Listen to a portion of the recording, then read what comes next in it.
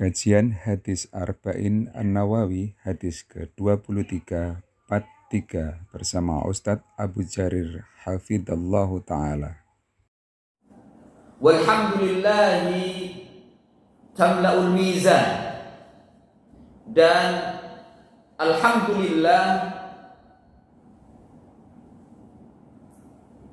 segala puji bagi Allah, tamla'u, memenuhi al-mizan, timbangan. Ya, memenuhi timbangan. Artinya zikir kita, rasa syukur kita dengan mengucapkan alhamdulillah, ungkapan alhamdulillah yang mungkin kita sering menganggap remeh ucapan ini. Ya, sering menganggap remeh ucapan ini. Itu ternyata ganjarannya besar. Tamla'ul mizan, memenuhi timbangan.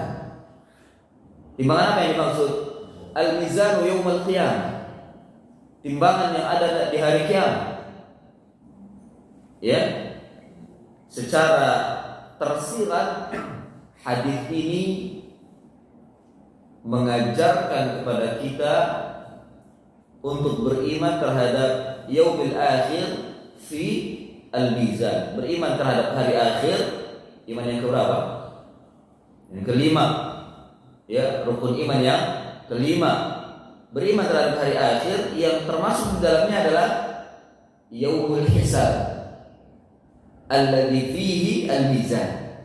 Hari perhitungan, hari pertimbangan yang di dalamnya ada mizan, timbangan. Wal mizanu haqiqi. Mizan itu hakiki, hakikatnya ada. Lahu kifatan. Mizan itu ada dua kifah. Apa kifah? Daun timbangan. Ya, daun timbangan, ada dua kifah yang saling menimbang. Ya, kalau kita melihat ada gambar Libra, seperti itu timbangan. Nanti pada hari kiamat seperti itu timbangan, ada dua kifah. Ya, ditimbang. Jangan dengarkan orang-orang aqlaniyun yang selalu menyesatkan umat, yang mengatakan bahwa kok Allah kayak bakul tomat, katanya. Ingin memasukkan hambanya saja harus ditimbang-timbang dulu. Ya, la haula wala quwwata illa billah. Ada yang seperti itu. Mereka yang orang-orang yang tidak percaya dengan yaumul mizan. Bila ada yang tidak percaya dengan salah satu dari apa yang terjadi nanti pada yaumul qiyamah, berarti ia telah mengkufuri rukun iman secara keseluruhan. Ya, dia tidak percaya dengan adanya timbangan nanti pada hari kiamat. Kufur terhadap seluruh rukun iman. Bukan hanya kufur terhadap yaumul akhir, kufur terhadap seluruh rukun iman. Karena ini adalah keimanan yang wajib diimani, bukan diakali tapi diimani. Bukan dimasukkan ke dalam akal, tapi dimasukkan ke dalam hati, diyakini. Karena ini iman, bukan pembicaraannya di akal, bukan. Karena sebagian mereka menggunakan akal, nggak masuk akal. Sampai-sampai azab kubur pun diingkari oleh mereka, itu karena mereka terlalu berlebihan dengan akalnya. Dianggap akal itu dapat menjangkau segala sesuatu, baik yang terlihat maupun tidak terlihat.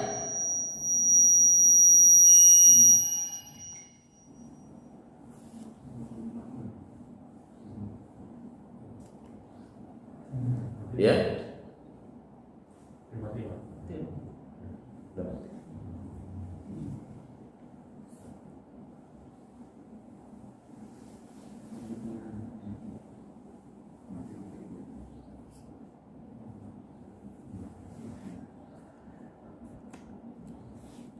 Ya, demikian. Dan ucapan alhamdulillah yang sering kita remehkan ini ternyata tamla'ul mizan, memenuhi timbangan.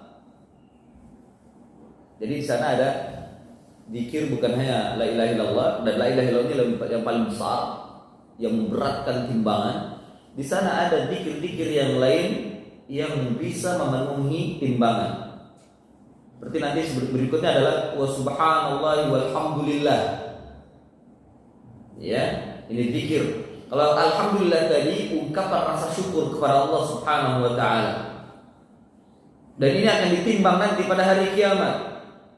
Ganjarannya itu memenuhi timbangan. Timbangan itu menjadi penuh, padat. Ya.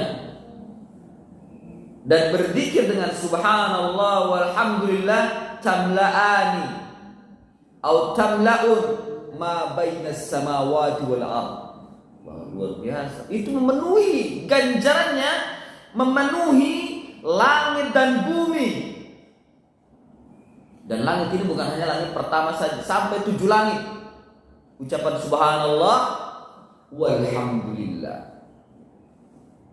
Dari sini kita bisa mengambil faedah betapa lisan itu besar hakikatnya.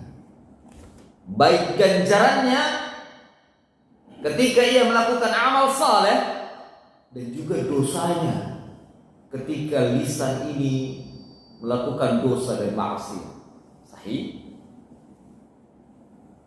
Lisan, bahkan dengan lisan itu sebuah kaum atau mungkin sebuah negara, 2 buah negara itu bisa berperang dengan lisan. Disebabkan lisan, 2 orang tetangga bisa bermusuhan, bahkan saling bunuh. Bahkan dengan lisan, 1 atau 2 perkataan itu bisa membatalkan seluruh amalan kita yang pernah kita lakukan. Dari amalan saleh, mungkin sejak lahir atau mungkin sejak kecil, sejak balik hingga dewasa, dengan 1 atau 2 kali lisan yang berbuat maksiat kepada Allah membatalkan seluruh amalan. Untuk menunjukkan lisan itu berbahaya bila ia tidak dijaga, dan lisan itu memberikan manfaat yang besar bila ia digunakan untuk ketaatan kepada Allah Subhanahu wa taala. Bayangkan, cuma ucapan subhanallah walhamdulillah, ringan apa berat bacaannya? Sangat-sangat ringan. Anak kecil aja bisa. Tidak ada yang pernah berat untuk mengucapkan itu.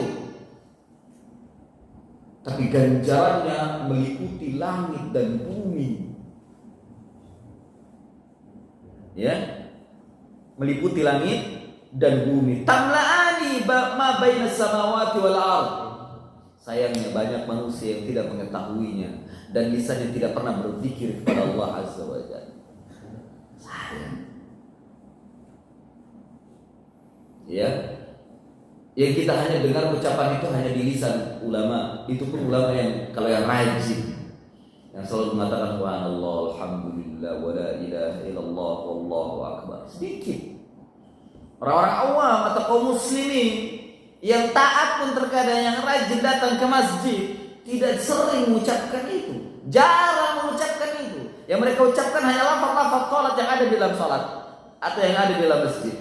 Ketika di luar masjid, di luar rumah, dalam pekerjaan atau dalam kegiatan yang lainnya, pernah menggunakan itu? Pernah ia mengucapkan itu? Jarang. Juga dari sini menunjukkan bahwa untuk mencari ganjaran yang besar tidak perlu susah. Allah tidak memberikan kesusahan. Ucapkan subhanallah walhamdulillah tamla'ani ma bainas samawati wal ardh. Memenuhi langit dan bumi. Langit yang 7 dan bumi yang 7. Karena bumi diciptakan oleh Allah 7. Nah, berselisih pendapat para ulama bagaimana 7 ini. Apakah 7 lapis ataukah 7 bulan? Bukan planet, planet beda. Bukan bumi itu yang dimaksud. Ada bumi, betul-betul bumi. Ya, ini pendapat yang dirajihkan oleh para ulama bahwasanya Allah menciptakan betul-betul bumi, bukan hanya sekedar lapisan. Nah, Allah menciptakan bumi ini lapisannya 7. Tapi di sana ada bumi-bumi yang seperti yang kita pijak, yang memiliki lapisan yang 7 juga. Ya. Tempatnya di mana? Akal tidak bisa kita memikirkan secara akal. Iman. Ya, maka fil qalb wal iman. Tempatnya itu di hati dan keimanan. Ya. Subhanallah walhamdulillah tamla'u atau tamla'ani ma bainas samawati wal ardh, antara langit dan bumi. Ya. Jangankan banyak orang, satu orang aja mengucapkan subhanallah walhamdulillah. Kalau seandainya kita bisa melihat ganjarannya itu, gak ada tempat mereka untuk tinggal karena terpenuhi dengan ganjaran dan pahala ini. Ya, tidak ada tempat mereka untuk tinggal karena dipenuhi dengan ucapan ganjaran ini, ganjaran ucapan ini. Subhanallah walhamdulillah. Ya, ganjaran besar. Tamla'u ma baina samawati wal ardh. Nah, ini dalil untuk menunjukkan bahwa hendaknya kita banyak berzikir kepada Allah.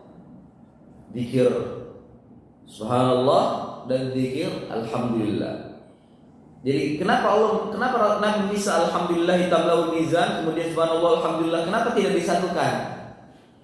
Yang pertama, alhamdulillah ini berkaitan dengan perbuatan atau amalan-amalan dan juga rasa syukur kita kepada Allah Subhanahu wa taala. Ya. Kemudian yang kedua, ini berkaitan dengan kathirul dzikr. Banyak berzikir kepada Allah Subhanahu wa taala.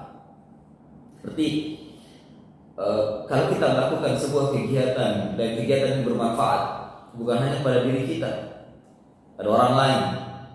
Kemudian kita melihat hasilnya, apa yang kita ucapkan? Alhamdulillah, alhamdulillah kegiatan kita selesai. Alhamdulillah pekerjaan kita bermanfaat bagi manusia. Alhamdulillah, atau mungkin setelah kita makan, setelah kita selesai, kita mengucapkan alhamdulillah. Itu tamla'ul mizan. Ungkapan rasa syukur dan kita mengucapkan alhamdulillah itu memenuhi timbang.